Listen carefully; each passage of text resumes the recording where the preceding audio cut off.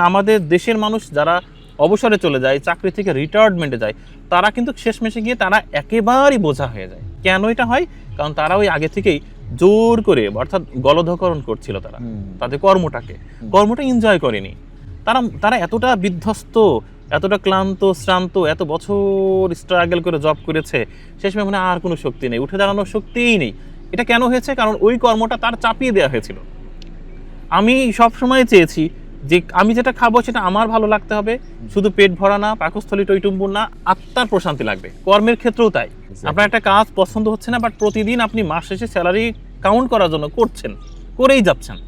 এটি ঠিক ওই রকম ব্যাপার। জোর করে খাবার খাওয়ালে যেমন হয়, অস্বস্তি হয়, আপনারও তাই হয় প্রতিদিন। কিন্তু হয় কি, আমরা তো বেশিরভাগই আমাদের শরীরের অন্যান্য পার্টসের ভাষাটা আমরা শুনি না বা কান পেতে বুঝি না।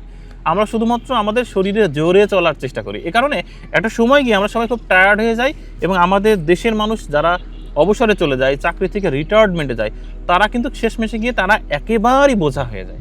পৃথিবীর প্রত্যেকটা মানুষ যদি বলে যে আমি আসলে ভেতর থেকে ভালো থাকতে চাই, তাহলে বলবো আপনার পছন্দের কাজটি আপনি করুন।